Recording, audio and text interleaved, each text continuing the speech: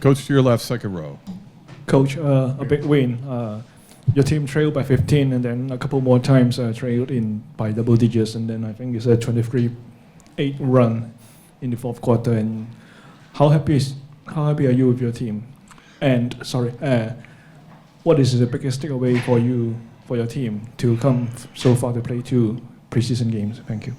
The biggest takeaway is that we have to be better at handling physicality, and it happened again in the third quarter. We were way better in the first half.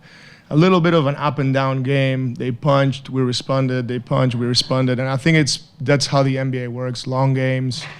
But the resiliency I'm very happy with. Our guys, how much they fought, and they tried to do the right things.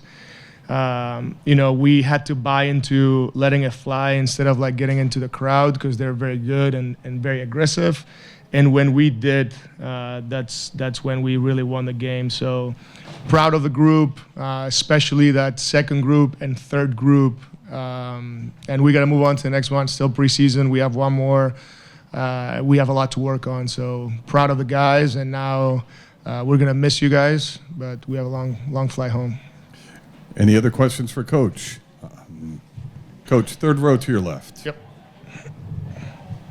Hi, Coach. I'm Mon from basketballnews.com. You stressed out and emphasized playing fast and playing with pace. How much of this current personnel that you've been given do you think reaches up to your level of standard in terms of wanting to play fast and with pace and space? It is really hard to play it's really hard to play fast when you turn the ball over 24 times. So especially in the second half, you cannot be,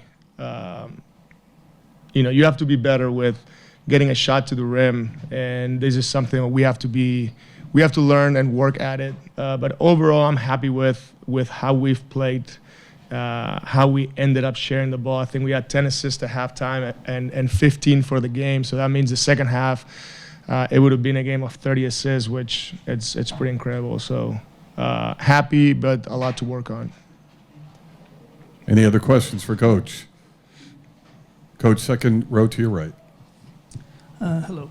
I want to ask you, after these 2 matches so far away, how do you feel that you've, as not only basketball players, but in this case also as ambassadors and role models, not only for the NBA, but for basketball in terms of trying to grow the sport here in China? Thank you. Yeah, I think, like I said, it's been an amazing experience. And I've known that we have all this support because the NBA is a global business, and we impact a lot of people because this game is watched all over the world, but you don't know until you know. And when you see the crowds and the excitement and the businesses and how well they treated us and so forth, it makes it special because we're taking home a unique experience, an experience where you also culture is involved, and we're very big into it because we'll never forget this trip. Hopefully we're back, but if not, we will always remember this trip. So it's good to impact the people that came here and everything that goes around, especially with the young people and all the good things you can do through basketball. 2 more questions. First on your left, Coach, front row. Gautam Arya from Fadeaway World.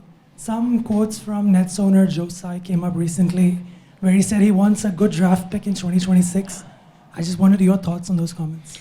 Yeah, he says he wants a good draft pick because no matter where we pick, our front office is so good that we're going to pick a very good player. So that's, and it's been proved with Noah Clowney, Jay Will, all these guys, our 5 guys we have here. So he believes in the front office, and then we're going to develop those guys. So whatever we pick, that's why he's excited, because we're going to pick right.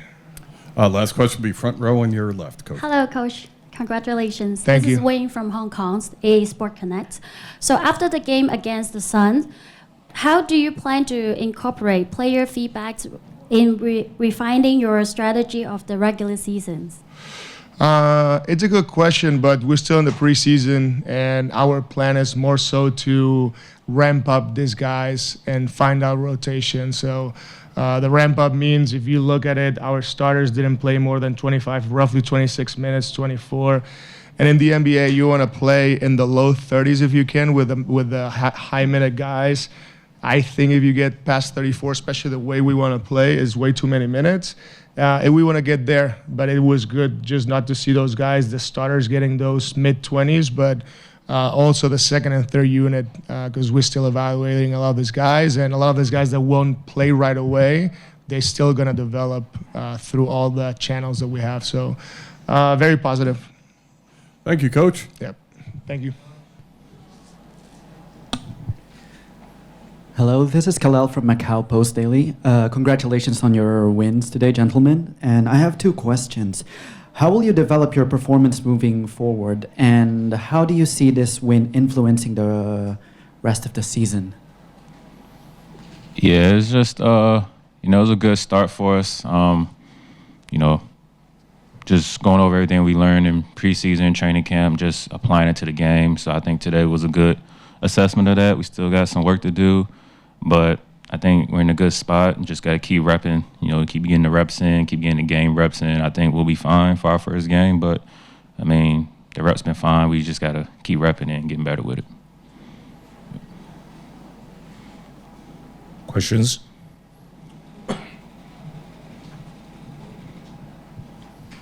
My question would be to the both of you.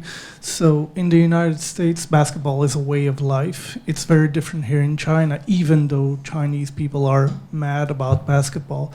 But it's very common for Chinese parents to be reluctant about encouraging their children to be serious about any form of sports.